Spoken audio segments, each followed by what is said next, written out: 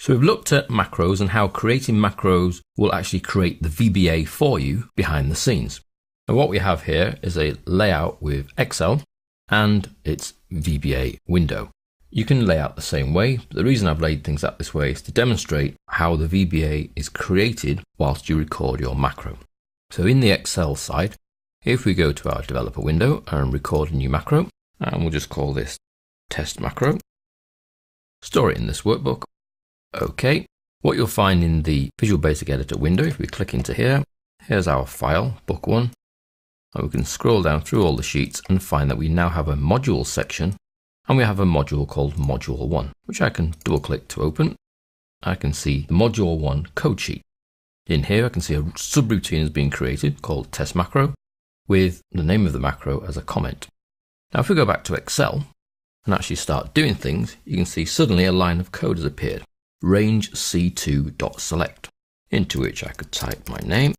When I press return, I then get active cell.formula R1C1 equals Guy Vaccaro. Range C3 select, because I've moved down to C3. And if we move across, you can see that the range that it's selecting moves, but it's not saying move so many cells, it's just selecting a different cell. So if I go select this cell here and type my date of birth, then that appears. Active cell.formula R1C1 equals 8/2/1966. Let's go back to here and say equals today minus my date of birth, and return.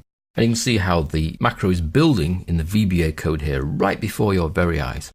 If we then highlight all those cells there, that gets placed in the code. And let's change the background color to yellow, put some borders on. I can see there it's used a with selection and placed a border on, and with selection to do the formatting. So we can see absolutely everything that's going on in here. And sometimes that can be quite useful. It's a good way of learning the VBA code, to actually record a macro and watch it do things before your very eyes. Don't forget though in the Excel that you need to then stop recording at some point, otherwise this macro will just go on and on and on. So there's a nice little utility that allows you to watch the code being written rather than writing it yourself.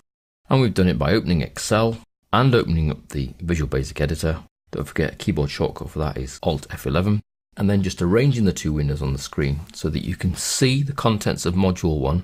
Now module 1 here will not appear until you actually start recording the macro, unless you already have some macros in this current workbook. We double clicked module 1 to open the code sheet here, so we could then watch the macro build. And we saw it place in each line of code as something happened. Don't forget the macro records actions, not time.